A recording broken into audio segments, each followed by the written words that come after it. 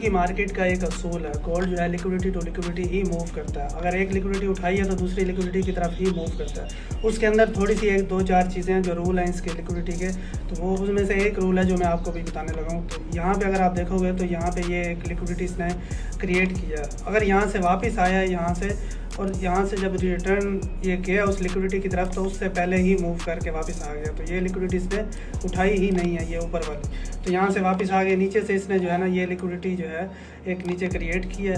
अब यहाँ से इसने रिट्रेस करके ऊपर चला गया। अब आप देखो वो लिक्विडिटी भी पेंडिंग है, और अब यहाँ से जब वापस आया तो ये लिक्विडिटी क्रिएट कर दी, ये लिक्विडिटी भी पेंडिंग है। जो लिक्विडिटी पेंडिंग होती है तो मार्केट गोल्ड जो है उसको उठाने लाजमी जाता है। अब नीचे, अब आपने ये चीज़ याद रखना, अगर ऊपर से मार्केट नीचे आ रही है या तो ये लिक्विडिटी उठाने से पहले मुड़ेगा। अब ये लिक्विडिटी थी ना, तो इससे पहले मुड़ेगा तो हम जो है अग्रेसिव होंगे और बाइंग करेंगे। अगर इसने ये लिक्विडिटी उठा ली तो फिर हम जो है बाइंग नहीं करेंगे, क्योंकि ऑलरेडी इसने जो है लिक्विडिटी ये वाली जो है वो पीछे की उठाई है।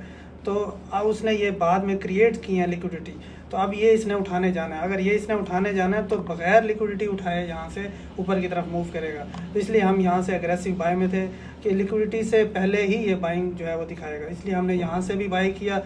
अब ये टारगेट भी उसने अचीव किया, लिक्विडिटी का ये टारगेट भी अचीव किया जो इसने छोड़ा था, और उसके बाद जो मेन उसकी लिक्विडिटी थी वो भी इसने जो है ये उठाई। अब यहाँ से देखो ये लिक्विडिटी उठा के आ रहा है। अब देखो यहाँ पे एक और लिक्विडिटी थी, ये जब यहाँ से जो ऊपर उठा था तो ये लिक्विडिटी इसने क्रिएट की।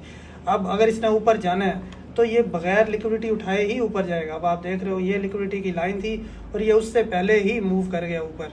तो जब भी आपने देखना कि अगर मार्केट ने गोल्ड के अंदर, गोल्ड ने ऊपर जाना है तो नीचे वाली लिक्विडिटी बगैर उठाए ही जाए।